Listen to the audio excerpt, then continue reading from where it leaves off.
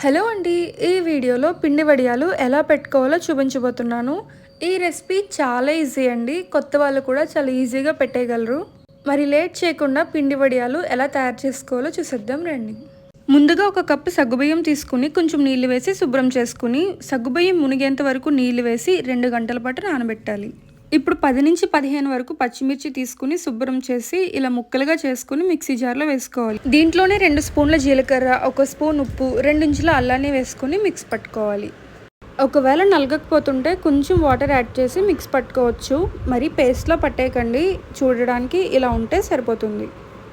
ఇప్పుడు పిండి ఉడకబెట్టుకోవడానికి ఏదైనా పెద్ద గిన్నెను కానీ, అంటే బిర్యానీ గిన్నె అటువంటివి కానీ, లేదా ఇటువంటి పెద్ద గుండెను కానీ తీసుకోవాలి. ఇప్పుడు మా దగ్గర ఉన్న ఈ స్టీల్ గిన్నెని మేము కొలత గిన్నెలో పెట్టుకున్నాము. దీంతోనే 6 గిన్నెల వరకు వాటర్ తీసుకుని ఈ గుండెలో వేస్తున్నాం. ఇప్పుడు ఈ నీళ్ళని పొయ్యి మీద పెట్టి నీళ్లు మరిగేంత వరకు ఉంచాలి. నీళ్లు మరిగిన తర్వాత 2 గంటల పాటు నానబెట్టిన సగ్గుబియ్యం ఉన్నాయి కదా, అవి ఈ మరిగే నీళ్ళలో వేసుకోవాలి. ఇవి ఇలా ఉడుకుతూ ఉంటాయి. ఈలోగా మనం పిండి కలుపుకోవాలి. ఈ వడియాలకి మేము ఫుడ్ కలర్ కలుపుదామని అనుకుంటున్నాము. కలర్గా వస్తాయి కదా అని. మేము ముందు పెట్టిన వడియాలకైతే రెడ్ కలర్ కలిపాము, అవే ఈ వడియాలు. ఇప్పుడు పెట్టే వడియాలకి గ్రీన్ కలర్ కలుపుదామని అనుకుంటున్నాము. ఒకవేళ మీ దగ్గర ఫుడ్ కలర్ లేకపోతే కనుక ఈ స్టెప్ స్కిప్ చేయొచ్చు. ఇందాక మనం నీళ్లు ఏ గిన్నెతో కొలిచామో అదే గిన్నెతో ఒక గిన్నె వరిపిండి తీసుకోవాలి. దీన్నే బియ్యం పిండి అని కూడా అంటారు. ఇప్పుడు ఈ పిండిని ఒక గిన్నెలో వేసుకుంటున్నాను. ఇప్పుడు దీంట్లో నీళ్లు కలపడం కోసం ఇదే కొలత గిన్నెతో 2 గిన్నెల వాటర్ వేసుకోవాలి. ఇందులో నేను 1 గిన్నె వాటరే వేసాను, 2వ గిన్నెలో వాటర్ అలా రెడీగా ఉంచుకున్నాను. అది ఎందుకు అంటే ఇక్కడ నేను ఫుడ్ కలర్ యాడ్ చేస్తున్నాను కాబట్టి ఆ వాటర్లో మిక్స్ చేసి అప్పుడు ఆ వాటర్ని ఈ పిండిలో కలుపుతాను అనమాట. ఒకవేళ మీరు ఫుడ్ కలర్ యాడ్ చేయకపోతే డైరెక్ట్గా 2 గిన్నెల వాటర్ వేసేయచ్చు. ఫుడ్ కలర్ డైరెక్ట్గా పిండిలో వేసే కన్నా ఇలా వాటర్లో వేసుకుని మిక్స్ చేసి ఆ వాటర్ని ఇలా పిండిలో కలుపుకుంటే బాగా కలుస్తుంది. అందుకని ఇలా చేసాం. తర్వాత సగ్గుబియ్యం ఉడికాయో లేదో చూసుకోవాలి. అంటే అవి ట్రాన్స్పరెంట్గా అయితే బాగా ఉడికినట్టు. సగ్గుబియ్యం ఉడికిపోయిన తర్వాత దీంట్లో టేస్ట్కి సరిపడే ఉప్పు వేసుకోవాలి. ఇక్కడ మేమైతే 2 స్పూన్స్ అలా వేస్తున్నాము. తర్వాత దీంట్లో మనం మిక్స్ చేసి పెట్టుకున్న పచ్చిమిర్చి, జీలకర్ర, అల్లం పేస్ట్ని వేసేయాలి. ఒకసారి గరిటెతో కలిపేసి వదిలేయాలి.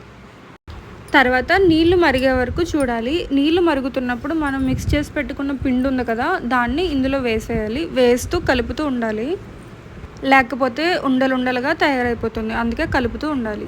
ఈలోగా ఏదైనా చీర కానీ బెడ్షీట్ కానీ తీసుకొని నీళ్ళలో ముంచి గట్టిగా పిండేయాలి, నీరు లేకుండా. తర్వాత దాన్ని ఇలాగా గచ్చు మీద పరుచుకోవాలి. ఈ పిండి ఉడుకుతుంది కదా, దీంట్లో సాల్ట్ అవన్నీ సరిపోయాయో లేదో ఒకసారి చెక్ చేసుకుని సాల్ట్ తక్కువైతే మళ్ళీ యాడ్ చేసుకోండి. పిండి బాగా ఉడికి ఇలా తిరగబడుతూ బుడగల కింద వస్తుంటే కనుక ఇంకా వడియాలు పెట్టుకోవడానికి ఇదైతే రెడీ అయిపోయినట్టే. ఇప్పుడు దీన్ని కొంచెం వడియాలు పెట్టే గిన్నెలోకి తీసుకోవాలి. ఈ వడియాలు పెట్టేటప్పుడు 2-3 ఉంటే చాలా బెస్ట్. ఎందుకంటే ఈ పిండి చల్లారే కొద్దీ కూడా పలుచగా కాస్త చిక్కగా తయారైపోతుంది. అప్పుడు వడియాలు ఎక్కువ రావు, చాలా తక్కువ వస్తాయి. అందుకని 2-3 ఉండేలా చూసుకోండి.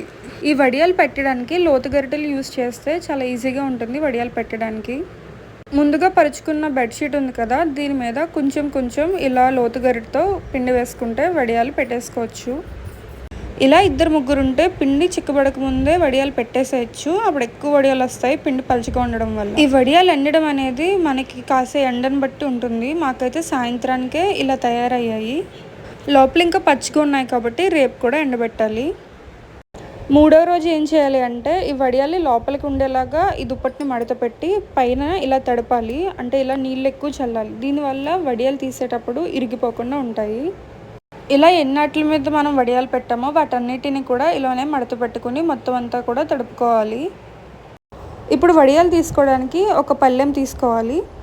తర్వాత మనం ముందుగానే తడిపి పెట్టుకున్న బెడ్షీట్ ఉంది కదా, దాన్ని ఓపెన్ చేసుకోవాలి. ఇక్కడ వీడియోలో చూపిస్తున్నట్టు ఆ చివర ఈ చివర పట్టుకుని ఇలా సాగదీస్తే కనుక వడియాలు వాటికి అవే రాలిపోతాయి. ఒకవేళ రాలకుండా ఉంటే కనుక చేతితో తీసుకున్నా కూడా వచ్చేస్తాయి. అలా కాకుండా తీస్తున్నప్పుడు విరిగిపోతూ ఉంటే కనుక మళ్ళీ ఒకసారి దుప్పటిని మడత పెట్టి మళ్ళీ నీళ్లు చల్లితే కనుక అవి నాని ఈసారి విరగకుండా వస్తాయి. ఈ వడియాలు తీసేటప్పుడు విరగకుండా రావాలి అంటే మనము బెడ్షీట్ని తడిపేదాన్ని బట్టే ఉంటుంది. కాబట్టి మంచిగా తడపండి, ఇలా ఈజీగా తీసేయచ్చు, విరగకుండా వస్తాయి. ఇలా తీసిన వాటిని మళ్ళీ ఎండలో ఎండబెట్టుకోవాలి. అంటే పలుచగా ఎండబెట్టుకోవాలి. ఒకదానికొకటి అంటుకుని ఉండుంటే కనుక ఇలా సెపరేట్ చేస్తూ ఎండబెట్టుకోవాలి. ఒక 2-3 డేస్ ఎండితే కనుక ఇంకా వడియాలైతే రెడీ అయిపోతాయి. కంప్లీట్గా ఎండిపోయిన తర్వాత వడియాలైతే ఇలా ఉన్నాయి. మేము 2 కలర్స్లో పెట్టాం కదా, రెడ్ ఒకటి గ్రీన్ ఒకటి. చూడండి ఎంత బాగా ఎండిపోయాయో. ఇప్పుడు వీటిని ఎలా ఫ్రై చేసుకోవాలో చూద్దాం. ఫస్ట్ ఒక కడాయి తీసుకోవాలి. దీంట్లో సరిపడేంత నూనె వేసుకుని నూనె హీట్ అయిన తర్వాత ఈ వడియాల్ని ఆయిల్లో వేసేయాలి. తర్వాత ఇలా గరిటతో కదుపుతూ ఉంటే అవే పెద్దగా అవుతూ ఉంటాయి, ఇలా వేగిపోతాయి.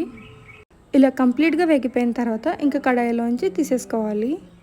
చూసారు కదండి ఎంత సింపుల్గా తయారు చేసుకోవచ్చో. వీటిని సాంబార్తో కానీ పప్పుచారుతో కానీ లేదా పులుసులతో కానీ తినొచ్చు.